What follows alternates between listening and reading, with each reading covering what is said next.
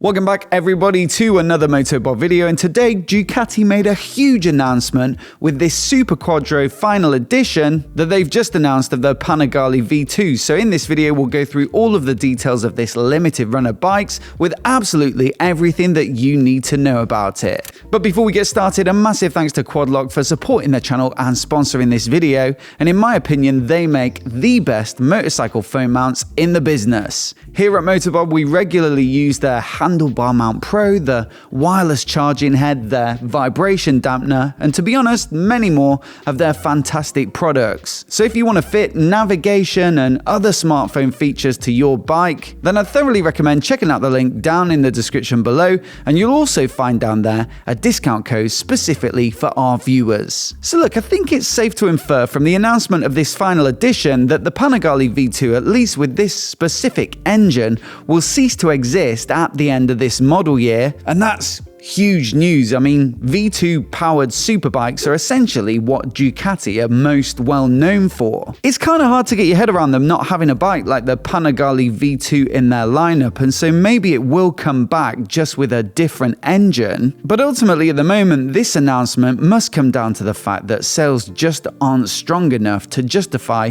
almost constantly updating the engine in order to meet increasingly strict emissions regulations. I mean, in their sports bike lineup, you've got the Super Sport, which is the most kind of relaxed entry point at about 110 horsepower. This, the Panigale V2, which is about 155 horsepower. And then right at the top of the lineup, the Panigale V4, of course, which makes well over 200 horsepower. So perhaps they've just got too many sports bikes in the lineup, and the Panigale V2 maybe falls a little bit in between the two. You know, it's not as easygoing and affordable as the Super Sport, but it doesn't have that proper out-and-out performance and premium aspiration that you get from a bike like the Panigale V4. Thing is though, I think it's a huge shame because in my opinion, the Panigale V2 is probably the best of the bunch to ride, certainly if you're riding on the road. I didn't actually make a video with any of the footage, but last year at one of Ducati's UK media days, we actually had the chance to ride the V2 and the V4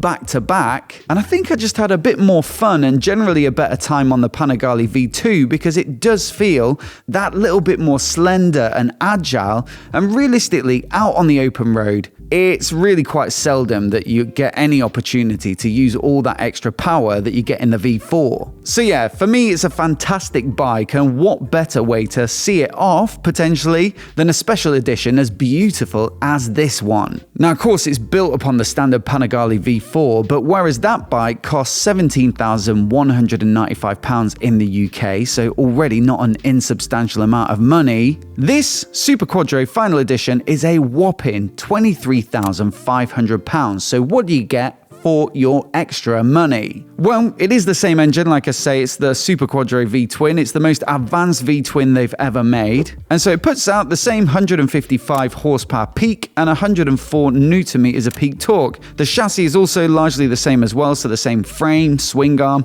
the wheels, the brakes all look to be in common. But whereas the Panigale V2 standard bike gets suspension from Showa, this Superquadro final edition gets a bit of an upgrade. So you've got Öhlins suspension all round with an NIX30 43mm upside down fork, and that gets a low friction titanium nitride coating for even better performance. At the rear there's a TTX36 Öhlins shock, and then also in the cockpit you've got an adjustable Öhlins steering damper, so I'm expecting even better ride quality on this particular edition of the Panigale V2. Elsewhere the bike is just covered in lots of little special details to give it that lift. So you've got Rizoma adjustable foot pegs to get the riding position absolutely dialed in, and there is a dedicated rider's seat for this special edition with the bike's logo and the Italian flag just for a bit of extra detail. It's worth adding the bike ships in a single seat setup as default as well, which I think is becoming more and more the case for Ducati's lineup, and I think also perfectly reasonable for a special edition like this. And then in the cockpit, well, you've got sports grips on the bar, so they say they offer a little bit better control when you're riding quicker, and also the top yoke's different to the standard bike with a billet aluminium construction,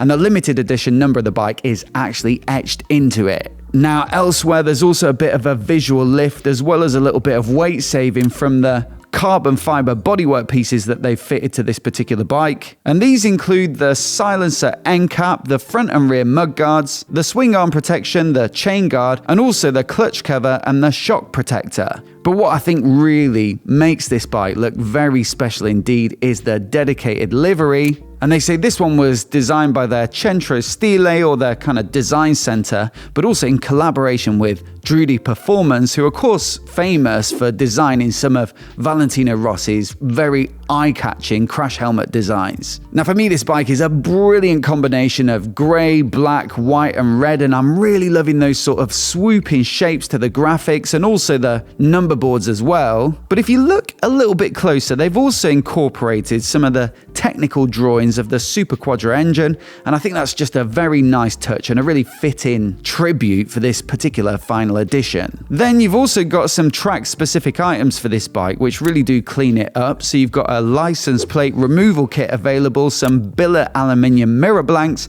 and also a billet racing fuel cap. So if you do want to take this bike to the track, then firstly, you're braver than me at over 20 grand, but secondly, you've got absolutely everything you need. Naturally, this bike of course gets all the same rider aids and riding modes as the standard Panigale V2, so it really is comprehensive and it's all managed through the TFT display. But specifically for this model, there's also a dedicated startup screen, which I think is another nice little touch that's just going to make it feel that little bit more special. This bike is going to be limited to 555 units. And you'd expect them to sell out pretty quickly because while that £23,500 price tag is pretty steep for a Panigale V2, it's also relatively affordable versus some of the other special edition Ducatis that have come out recently, like the Bentley edition of the Diavo V4 or the Lamborghini edition of the Street Fighter V4, both of which were, around the £50,000 or £60,000 mark. Plus, you do get your own dedicated bike cover thrown in,